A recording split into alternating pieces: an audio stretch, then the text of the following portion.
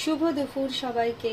আজকে একটা রেসিপি বানাচ্ছি, আজকে একটা রান্না করছি, যেটা হচ্ছে আমার মা বানাতো পুর ভরা কাঁকরোল।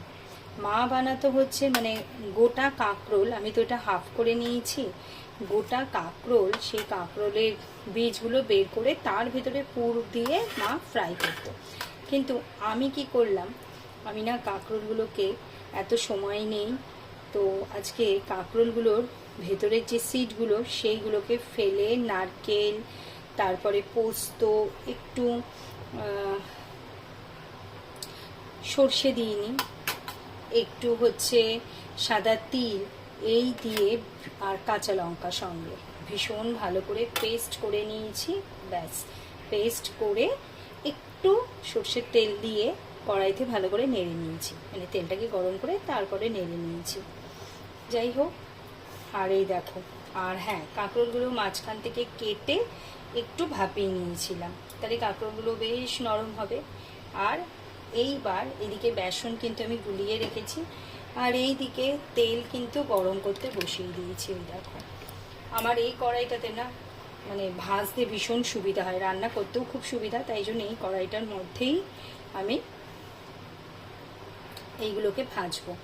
চলো একে একে এরকম করে নিই। এটা খেতে অসম্ভব ভালো লাগে। আমি যেহেতু আজকে নিরামিষ বানাচ্ছি, সেই জন্য অনেকে আছে আমিষও করে, চিংড়ি মাছ টাছ দিয়ে করে। আমার মাও চিংড়ি মাছ দিয়েও করেছে, আবার নিরামিষভাবেও করেছে। আমার তো ভীষণ ভালো লাগতো। অ্যাকচুয়ালি কী বলো তো, কাঁকরোল খেতেই আমি ভালোবাসি। কাঁকরোল ভাজা মানে কাঁকরোলের যে কোনো জিনিস আমাকে দিলে ভীষণ ভালো লাগে আমার খেতে। আর তার মধ্যে আজকে হচ্ছে গঙ্গা পুজো, সেই জন্য আরও গঙ্গা পুজোর জন্য আজকে একটু নিরামিষই ভাবলাম যে সিম্পল রান্না করি, তার মধ্যে কাঁকরোলের এই পুর ভরা রেসিপিটা রাখি। বেশ কয়েকদিন ধরে ভাবছিলাম, কিন্তু এই যে বাড়িতে ছিলাম না, জামাই ষষ্ঠীতে গিয়েছিলাম, তো আর হয়ে ওঠেনি।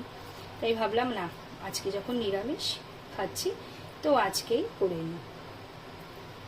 একদম সিম্পল, বেশ খেতেও, এটা না শুধু খেতেও ভালো লাগবে, পুরটা শুধু খেতেও ভালো লাগছে, একটু ঝাল ঝাল হয়েছে, বেশ কয়েকটা কাঁচা লঙ্কা দিয়েছি, সেই জন্য তেলটা মনে হচ্ছে গরম হয়ে গেছে। আর হ্যাঁ দেখো, তোমাদের সাথে কথা বলতে বলতে কি কি দিয়েছি বেসনের মধ্যে, নুন, হলুদ আর সামান্য লঙ্কার গুঁড়ো, ব্যাস, আর কিছু দিইনি। কাঁকরোলের এই বীজগুলো বের করতে প্রথমে না খুব অসুবিধা হয়, তারপর ঠিক হয়ে যায়। আমি তো চামচের পেছন দিকটা দিয়ে তারপর বীজগুলোকে বের করলাম। চলো চলো, এইগুলো আর অল্প কটাই আছে। এই